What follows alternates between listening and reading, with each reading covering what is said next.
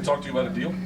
Not as of yet, no. Our management team have spoken with Sean, and we're still waiting on going back and forth. So at this moment, we haven't had a contract offer. What's the holdup? Not sure. I think the division was built for Chris Cyborg, and I think we're just all waiting to see what's the next step for her, and then I think we'll move forward and progress from there. Are you ready to cross paths with her? Oh, of course. We're all going to fight each other eventually.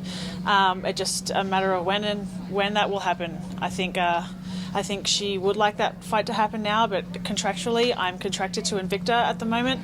She is with the UFC, and they're not allowing her to go back to Invicta. So at the moment, it's a bit difficult. So unless they come to us, there's not much we can do. But we'll be ready for that fight when and if it happens. You know, the very first featherweight fight in the UFC, that was a huge moment in history for not only the featherweight division, but for women in the UFC. You know, it's the introduction of a new weight division. I feel like there should be more weight divisions for women.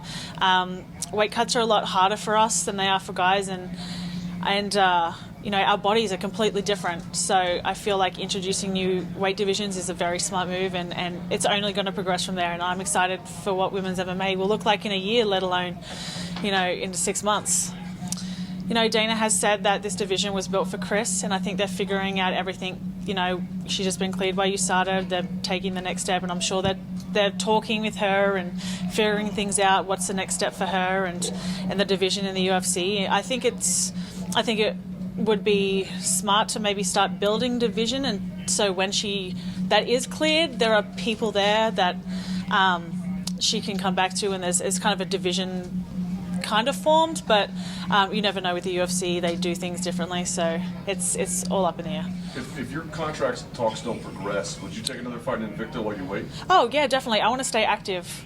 I don't want to, you know, I've been the one fight per year, and I'm a fighter that likes continual competition, and I'd like to have a goal to work towards. So I definitely would, if it's, you know, the UFC is taking a little longer than we like, I would definitely like to fight in Invicta for Shannon and you know, defend my belt. So that's something that we're also looking at, depending on what happens. I think we all know, and Dana has stated that despite, I think I read somewhere that he said, no matter how long Jermaine needs off, Chris will no longer be fighting in Invicta. She's fighting in the UFC. End of story.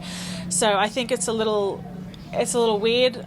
Like, I do think that Invicta needs to have some clarification on what is exactly going on with the interim belt, full belt, because if Chris isn't coming back, then she's no longer in the organization.